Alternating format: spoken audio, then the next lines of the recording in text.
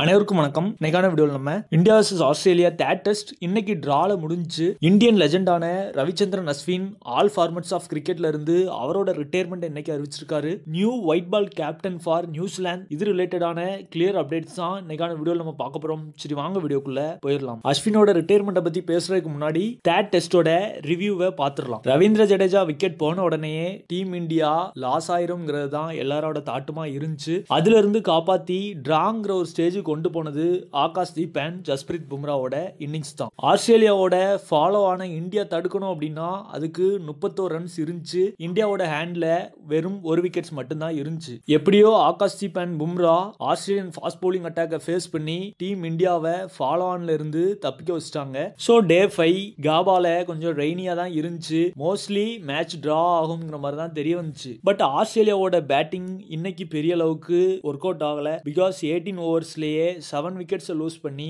89 ரன்ஸுக்கு அவங்க டிக்ளரை அறிவிச்சிட்டாங்க. டீம் இந்தியாவுக்கு வின் பண்றதுக்கான ஸ்கோரா 270 பிளஸ் ரன்ஸ் தான் இருந்துச்சு. அண்ட் ஓவர்ஸும் லெஃப்ட் 50 ஓவர்ஸ் இருந்துச்சு. ரெயின் அஃபெக்ட் ஆகாம நார்மல் கண்டிஷன்ஸ்ல விளையாடி இருந்தா கண்டிப்பா இது ஒரு ஒன் டே மேட்ச் மாதிரி தான். 50 ஓவர்ஸ்ல இந்த ரன்ஸ் கண்டிப்பா கெட்டபிள் தான். பட் கண்டிஷன்ஸ் இந்தியாவுக்கு ஃபேவராக இல்லாம இருந்த காரணத்தினால ரெயினும் இடையில குறுக்க வர மேட்ச் ஆனது டிரா ஆயிருச்சு. நெக்ஸ்ட் நடக்கக்கூடிய சிட்னி அண்ட் மெல்போர்ன் மேட்சஸ்ல டீம் இந்தியா வின் பண்ணா நம்ம WTC ஃபைனல் போறது ஆல்மோஸ்ட் உறுதி. கிறிஸ்மஸ்க்கு அடுத்த நாளான டிசம்பர் 26 4th மேட்ச் நடக்க போறதா இருக்கு. அதுல இந்தியா எப்படி பெர்ஃபார்ம் பண்றாங்கன்னு நம்ம வெயிட் பண்ணி பார்க்கலாம். ஃபேன்ஸ் அண்ட் இந்தியன் டீம்மேட்ஸை எமோஷனல் மொமெண்ட் ஆகின சீன் இன்னைக்கு என்னன்னு பாத்தீங்கன்னா ரவிச்சந்திரன் அஸ்வினோட retirement. India vs Australia third test இன்னைக்கு கம்ப்ளீட் ஆன உடனே பிரஸ் கான்ஃபரன்ஸ் நடக்கு. ரோஹித் சர்மா அண்ட் ரவிச்சந்திரன் அஸ்வின் அதை அட்டென்ட் பண்ண போனாங்க. ஸோ 2 மினிட் செஷன் தான். யாருமே எதிர்பார்க்காத விதமா ரவிச்சந்திரன் அஸ்வின் அவரோட ரிட்டையர்மெண்ட் அறிவிச்சது ஃபேன்ஸ் மத்தியில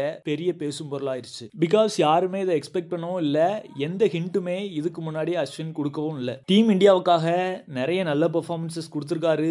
எஸ்பெஷலி டெஸ்ட்னு எடுத்துக்கிட்டீங்கன்னா அவரோட பெர்ஃபார்மன்சஸ் வேற லெவல். ரீசன்ட் டைம்ஸ்ல ஆஸ் அ பேட்ஸ்மேனாவும் நல்லா எவால்வ் ஆயிட்டு இருந்தாரு. டீம் இந்தியாவுக்காக அவரோட ஜேர்னி ஓவராலா 14 இயர்ஸ் இருந்திருக்கு. நவம்பர் 6 2011ல ஸ்டார்ட் ஆன அவரோட கிரிக்கெட்டிங் கரியர் இன்னைக்கு டிசம்பர் 18 2024 காபால எண்ட் ஆயிருக்கு. ரவிச்சந்திரன் அஸ்வினோட ரெக்கார்ட்ஸ் பேச ஆரம்பிச்சோம்னா அதுக்காக தனி வீடியோவே போடலாம். 5 விக்கெட்ஸ் ஆல் மட்டுமே ஓவராலா 37 எடுத்திருக்காரு. ஃபாஸ்டஸ்ட் டு 500 விக்கெட்ஸ் செகண்ட் பிளேஸ்ல இருக்கிறது அஸ்வின் தான். ஃபர்ஸ்ட் பிளேஸ்ல முரளிதரன் இருக்காரு. அதே மாதிரி ஃபாஸ்டஸ்ட் டு 250 300 அண்ட் 350ல ஃபர்ஸ்ட்ல இருக்கிறது ரவி அஸ்வின் தான். அண்ட் லெஃப்ட் ஹேண்டர்ஸ்க்கு எதிர அதிக விக்கெட்ஸ் எடுத்தது number of bowled and LBW இதுல எல்லாத்துலயுமே ஃபர்ஸ்ட்ல இருக்கிறது அஸ்வின் தான். சோ இது ரிலேட்டடான வீடியோ நீங்க வேணும்னு நினைச்சீங்கன்னா மறக்காம கீழ கமெண்ட் செக்ஷன்ல கமெண்ட் பண்ணுங்க. அவரோட ரெக்கார்ட்ஸ் ரிலேட்டடான கம்ப்ளீட் வீடியோவே நம்ம அப்லோட் பண்ணுவோம். நம்ம சேனல் சார்பாகவும் அவருக்கு ஒரு ரிட்டையர்மெண்ட் வாழ்த்துக்கள் சொல்றோம். அண்ட் அவரும் ஒரு தமிழ் பிளேயர், தமிழ்நாட்டில இருந்து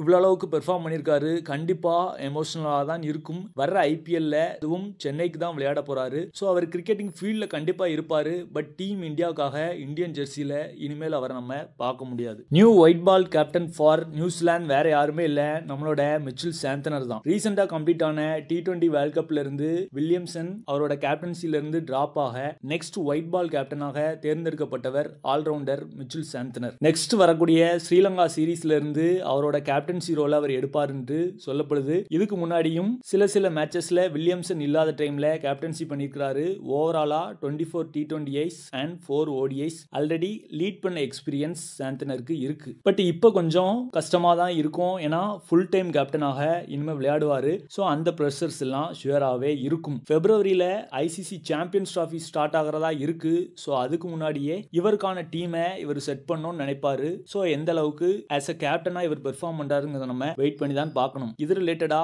அவர் என்ன சொல்றாருங்கிறத நம்ம பார்க்கலாம். ஒரு யங் கிட்டா நியூசிலாந்துக்கு பிளே பண்றதே பெரிய விஷயமா நினைப்போம். பட் இப்படி ஒரு ஆப்பர்ச்சுனிட்டி கிடைக்கிறது உண்மையிலே ஹாப்பியா தான் இருக்கும். அதுவும் 2 ஃபார்மேட்ங்கிறது என்ன பொறுத்த வரைக்கும் ஒரு பெரிய ஸ்பெஷல் மூமெண்ட். நியூ சேலஞ்சுக்காக நான் எக்ஸைட்டடா இருக்கேன்ட்டு அவரோட ஸ்டேட்மெண்ட்டை கம்ப்ளீட் பண்ணிருப்பாரு. ரெட் பால் கிரிக்கெட்லயும் அவரோட பெர்ஃபார்மன்சஸ் ரீசன்ட் டைம்ஸ்ல பீக்கா இருக்கு. குறிப்பா டீம் இந்தியாவுக்கு எதிர புனேல நடந்த டெஸ்ட் மேட்ச்ல மேன் ஆஃப் த மேட்ச் வாங்கியிருப்பாரு. அண்ட் ரீசெண்டா முடிஞ்ச இங்கிலாந்துலயும் ஹாமில்டன்ல அவரோட மேன் ஆஃப் த மேட்ச் அவார்டை வாங்கியிருந்திருப்பாரு. மும்பை இந்தியன்ஸ் இவரை பிக் பண்ணாங்க.